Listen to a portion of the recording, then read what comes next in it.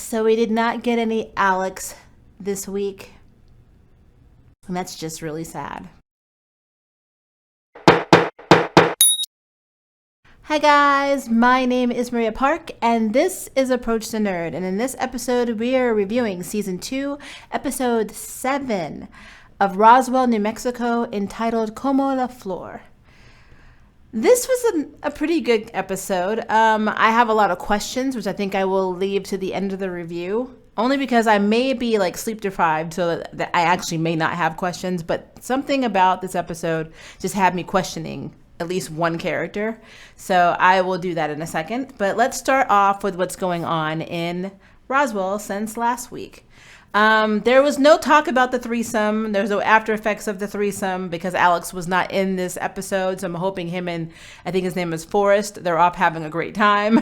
But yeah, we didn't get any of the awkwardness, stage stuff that Maria and Michael and Alex should have after having a threesome, which I still think was not actually necessary. But whatever. So Maria is having these flashes, which she's had something similar before. Like if you remember in season 1, Isabel tried to read her mind or influence her and she wasn't able to do it. And we've all suspected that her and her mother have a supernatural ability, pretty much prophecy, seeing type, vision type, or psychic type, ability. And in this episode, it looks like that was correct. But what's interesting to us who watched it in my house was the reasoning why. So they start investigating Maria's condition because Michael wants to figure out what's wrong with her because, of course, Michael wants to cure her. So Kyle offers to help out and have all her medical, files transferred to him. And he gives her an MRI and takes blood work. And he determines that she's not an alien. She doesn't have the same basically the same protein in her body that the aliens and Rosa have in theirs. So Maria is not an alien. But what he did uncover was that his father, who was in this prison called Caulfield, who got cancer from these alien experimentations where they're taking alien DNA and whatever and experimenting on humans. His father ended up getting terminal cancer. Well, it's the same prison that Maria's grandmother was for some reason at and also was being experimented on. And her insurance company was the same mock insurance company that Kyle's father had to pay for, his medical needs. It's not real. It's basically funded by Project Shepherd. So that's an interesting twist. And of course, Maria basically says, I know why my family was involved because they didn't get why an ordinary family would be involved. And she's like, because they were black. And back then, it would be the first time, throughout history that black people were experimented on, which is a very true statement. So yeah, it got a tiny bit political, but still true. So she's all like, maybe this condition of mine isn't a degenerate brain issue like I thought it was, where my memories are going to go and, like my grandmother and my mother have. Maybe this is pretty much a supernatural gift. Maybe I have superpowers. And she uses her vision to save Kyle because she kept seeing him walking towards this light and her reaching for him. And it actually does occur. They're out drinking. She sees him with a wound on his arm, and he does bump into this post with a nail, like a rusty nail. I'm thinking probably just a regular nail, but I just like to put that drama in there. But he gets hit by the nail, and he's walking, and a car's coming. And she's able to call out to him. Michael uses his power to shove him, telekinetically across the grass, but he lands on a shard of glass and it stabs him. So really, he avoided being missed by a car, but then he still got stabbed, and Michael had to take him to the hospital. But yeah, Maria did save him, and she said by me saving him, he'll go off and save 5 other people. So she's taking this now as a gift. And Michael's looking at her like, nah, I'm curing you. He even talks about Isabel, that he's going to find a way to cure Maria. So she's now seeing her condition as a gift, and Michael's not too happy about that. So that's going to probably cause some issues later on. So then we have what's going on with Liz, Rosa, her papi, and her now mother coming to visit. Helena is spicy. Like, she comes in, she's like all dressed up. I mean, she looks like she's out of a telenovela. And she's like walking around, trying to make nice, because you remember she did abandon them. She walked out, 10 years ago, or 7 years, I don't know, 7 to 10 years, and no nothing, just walked out of their lives. Now, she was an alcoholic. She was also taking pills, and literally letting their father blame Rosa for it, who actually was taking the pills from the mother, but basically let all of the heat fall on Rosa so that her own addiction wouldn't be put under the spotlight, which is interesting. But initially, when she's first there, you're thinking, okay, she's trying to make amends, yada, yada, yada. The father had asked her to come to sign over her half of the diner to Liz to sponsor him getting a green card, a citizenship path. But she wouldn't do it unless they went out to eat. And so, of course, it was a double date between her and Liz's mother and the father, and then, of course, Max and her. And she's flirting with Max, even though she hates cops, and she's just pulling all the stops. But long story short, she was actually there to get her mother-in-law's ring. So Liz's father's mother's ring, or grandmother, or maybe it was his grandmother's ring. And Liz set her up because she put a bunch of money in the drawer, and she put these like souvenirs. I don't know if they're pepper shakers, I forgot what they were, but one of them got moved when Liz went to get her prom pictures, because her mother did like this whole sob story about, I've been sober for 10 years, which is probably true. She had the chip, and I just really wanted to make up for last time. And she gave her this box of sneakers that Liz always wanted, for graduation, that she didn't get, and these pink like high tops. I don't know the brand, but I'm going to say they're Skechers, because why not? I don't know.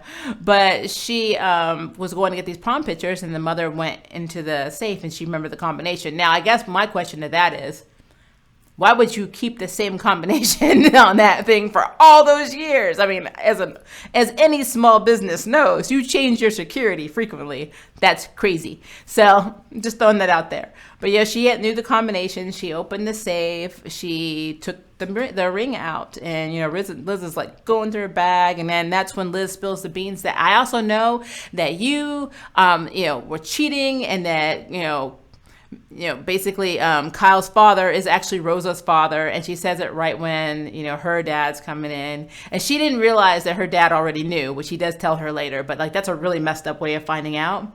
Rosa is not handling the mother's visit well at all. She's already having problems controlling these new alien abilities.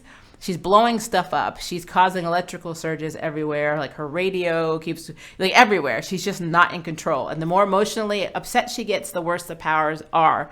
To the point where she was going to set her mother's car on fire. She poured gasoline all over it. She was going to light it, but she walked away. But then she saw Liz crying and screaming and arguing with the mother through the window, and she's very protective of her sister.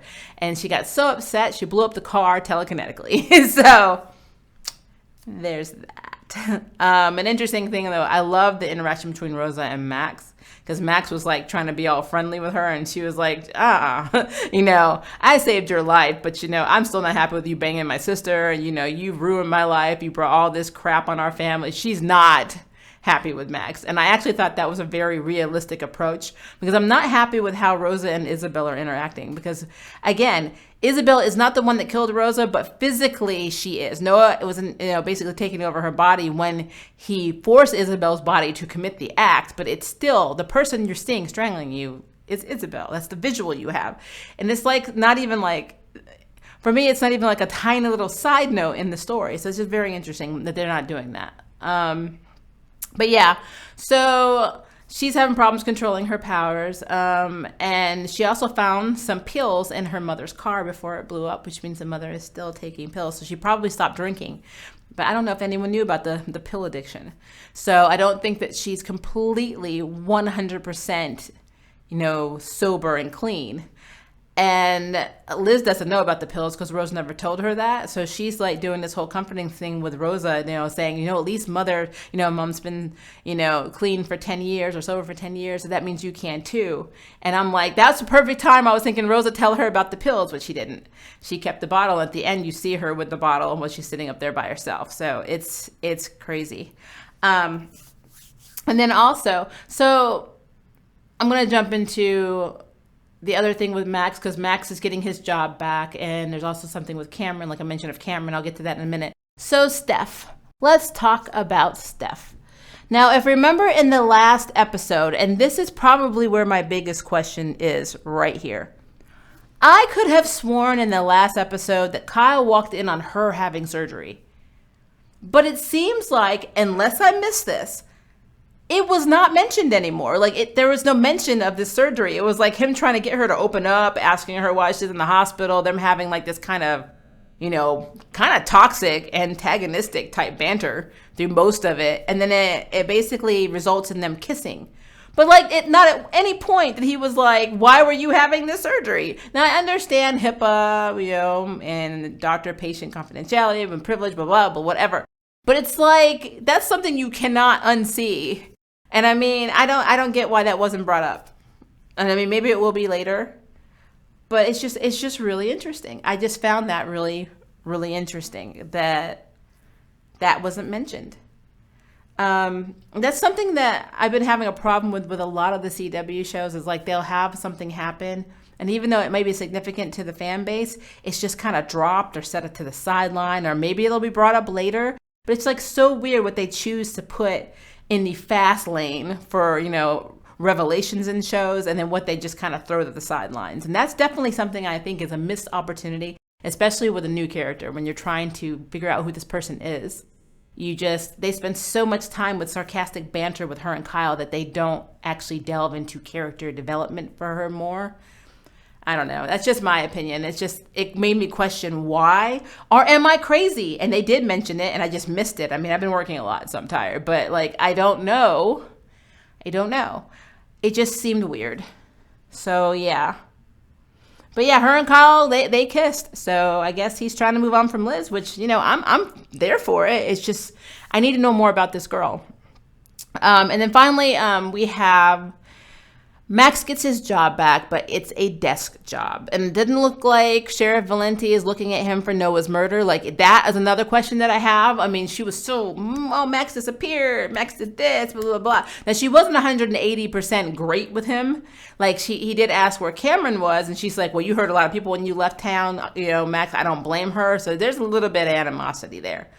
But she wasn't like, I'm going to be watching your every move to see if you're a killer, unless that's why the desk job is a thing. So she can keep tabs on him. I don't know, but it's so subtle. It was too subtle for me to notice. And I try to observe a lot of things in these shows. So it's almost like even the writing is inconsistent, or she's just moved on, or this is her diabolical master plan to get the goods on Max. I don't know.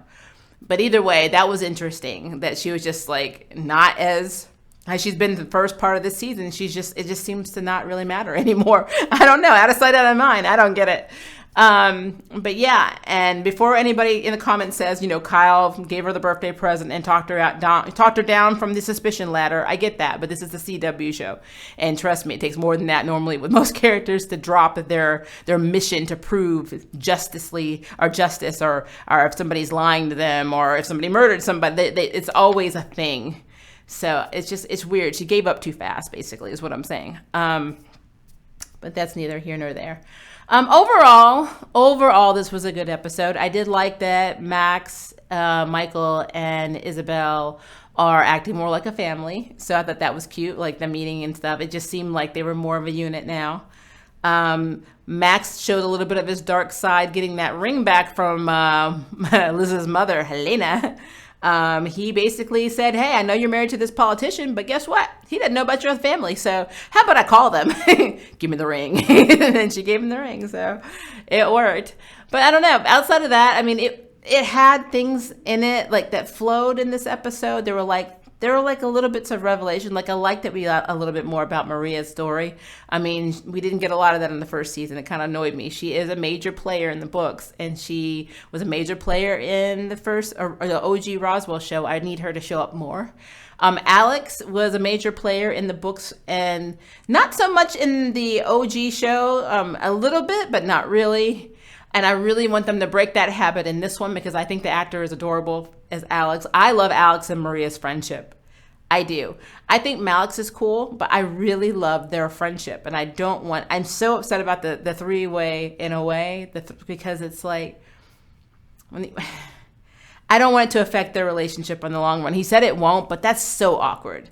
That's like so awkward, that like beyond the realm of things that you adjust to in a friendship. So I don't know. If you can do it, more power to you. I would just be weirded out. But yeah, Roswell it's getting there. We're starting to see more of the adventure.